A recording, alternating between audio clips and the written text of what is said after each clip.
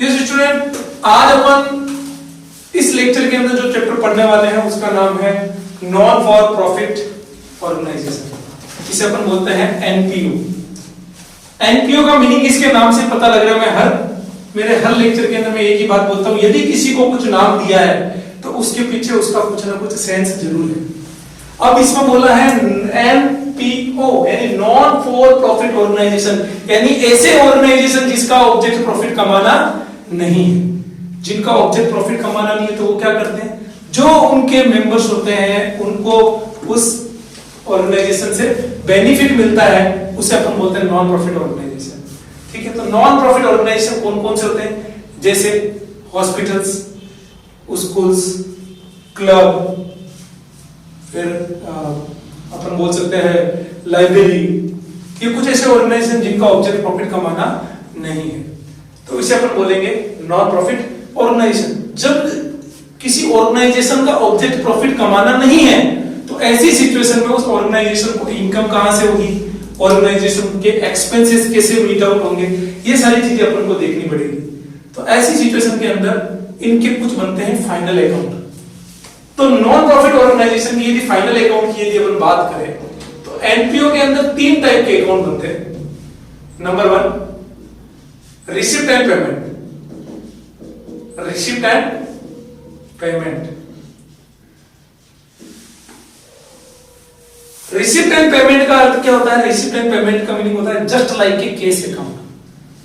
Receipt यानी रुपया यदि फर्म को या नॉन प्रॉफिट ऑर्गेनाइजेशन को मिलता है तो वो तो हो गया रिसिप्ट, और ऑर्गेनाइजेशन से यदि कहीं रुपया बाहर जाता है, आउटफ्लो होता है, तो उसे अपन बोलते हैं पेमेंट। तो receipt and payment just like a cash account,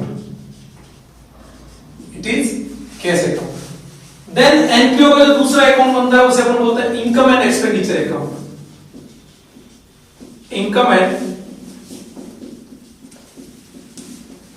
expenditure account. Income और एक्सपेंडिचर अकाउंट के अंदर इनकम और एक्सपेंसेस, नॉन प्रॉफिट ऑर्गेनाइजेशन की जो भी इनकम होगी, एक्सपेंसेस होगी, उनको अपन दिखाएंगे। तो इनकम और expenditure account just like A profit and loss account, just like A profit and loss account. और तीसरी चीज जो एनपीओ के फाइनल स्टेटमेंट का पार्ट होती है वो होती है बैलेंस शीट। तो एनपीओ के अंदर 3 टाइप के अकाउंट बनते हैं। Number 1 receipt and payment account, second income and expenditure account, और थर्ड बैलेंस शीट। तो सबसे पहले अपन डिस्कस करते हैं रिसिप्ट एंड पेमेंट अकाउंट और इनकम और एक्सपेंडिचर अकाउंट में डिफरेंस क्या है। तो देखिए receipt and payment account just like a cash account और इनकम और expenditure account just like A profit and loss account. Cash account के अंदर क्या देखते हैं अपन, कितना केस आया और कितना केस गया। मुझे कोई लेना देना नहीं है क्रेडिट ट्रांजैक्शन से, मुझे कोई लेना देना नहीं है कि इस साल का है या पिछले साल का है या आगे आने वाले साल का, यानी प्रेजेंट का है या फ्यूचर का है या पास्ट का है। बस होना क्या चाहिए, केस आना और केस जाना चाहिए। यानी इसके अंदर केवल केस ट्रांजैक्शंस को देखते हैं। थर्ड चीज, कोई से भी साल का हो सकता है, प्रेजेंट, पास्ट, फ्यूचर, कोई से भी ईयर से रिलेटेड हो सकता है। बस होना क्या चाहिए, करंट ईयर में उसका रुपया मिलना चाहिए, चाहे कोई से भी साल से रिलेटेड क्यों ना हो। ठीक है। फोर्थ चीज, चाहे कैपिटल नेचर का हो चाहे रेवेन्यू नेचर का हो, और रिसिप्ट एंड पेमेंट में आएगा, किसी भी टाइप के नेचर का हो। अब क्वेश्चन बनता है कि what is capital nature, what is revenue nature, को उसको अपन अगले कॉन्सेप्ट में कवर करेंगे। पहले अपन केवल नॉर्मल देख लेते हैं। तो receipt and payment account cash account होता है, इसके अंदर केस रिलेटेड ट्रांजैक्शंस को देखते हैं, और होने क्या चाहिए, करंट ईयर में रिसीव्ड होने चाहिए, भले वो रिलेटेड कोई से भी साल के हो, प्रेजेंट ईयर से रिलेटेड हो या पास्ट से हो या फ्यूचर से हो, किसी भी ईयर से रिलेटेड हो, मगर करंट ईयर के अंदर वो रुपया तुम्हें रिसीव या पेमेंट होना चाहिए। तो वो मेरा किस में आएगा, रिसिप्ट एंड पेमेंट में।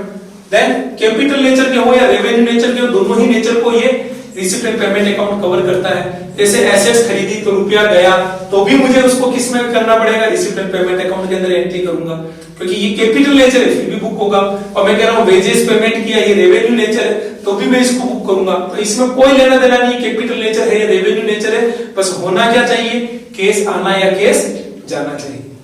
अब उसके बाद अपन बात करते हैं इनकम और एक्सपेंडिचर अकाउंट की। इनकम और expenditure account just like A profit and loss account. इसके अंदर क्या किया जाता है, पहली चीज हो गया profit and loss account. Second चीज, इसमें केस भी आएंगे और ड्यू वाले ट्रांजैक्शंस भी आएंगे। केस ट्रांजैक्शन और due transaction, cash as well as credit. Due को मैं बोल सकता हूं क्रेडिट ट्रांजैक्शन, यानी जो उधार के यदि कुछ है तो वो भी इसके अंदर कवर होंगे। बस होना क्या चाहिए कि वो केवल और केवल करंट ईयर से रिलेटेड होने चाहिए।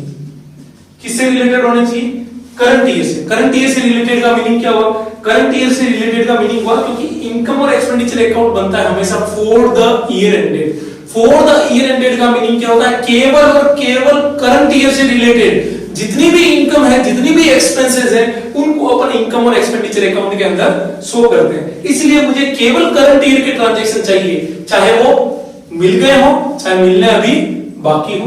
देन उसके बाद में फोर्थ, केवल रेवेन्यू नेचर। कौन सा चाहिए, रेवेन्यू नेचर। रेवेन्यू नेचर क्या होता है, कैपिटल नेचर क्या होता है, वो अपन अगला कॉन्सेप्ट पढ़ने वाला है उसमें सीखेंगे।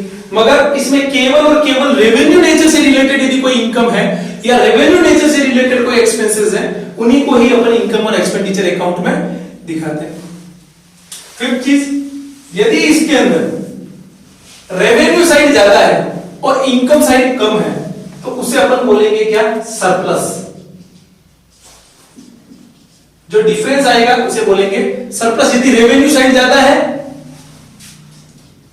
यानी revenue is more than expenditure तो सरप्लस हो जाएगा। और अपन बोलते हैं expenditure is more than revenue तो उसे अपन क्या बोलेंगे, डेफिसिट। एग्जाम के अंदर क्वेश्चन पूछ सकते हैं when expenditure side is more than revenue it is called, तो आप क्या बोलोगे, डेफिसिट। एक नंबर का क्वेश्चन आ चुका है बोर्ड एग्जाम में, तो अपन को ये थोड़ा सा ध्यान रखना पड़ेगा। और यही यदि रिसीप्ट एंड पेमेंट की बात करें, कैश अकाउंट, तो इसके अंदर यदि कोई डिफरेंस आया तो उसको अपन बोलेंगे बैलेंस सीडी। इसे क्या बोला जाएगा, बैलेंस सीडी। तो ये मेरा कहलाता है रिसीप्ट एंड पेमेंट और इनकम और एक्सपेंडिचर अकाउंट के अंदर क्या डिफरेंशिएशन है। फाइनल अकाउंट एनपीयू के कौन कौन से होते हैं, receipt and payment, income expenditure और बैलेंस शीट। अब क्वेश्चन बनता है next question, what is the difference between capital expenditure and revenue expenditure. किसे अपन बोलेंगे कैपिटल एक्सपेंडिचर, किसे अपन बोलेंगे रेवेन्यू एक्सपेंडिचर, या मैं ऐसे बोलूं कैपिटल नेचर किसे बोला जाएगा, रेवेन्यू नेचर किसे बोला जाएगा। अब अपन उस कॉन्सेप्ट को कवर करने की कोशिश करते हैं।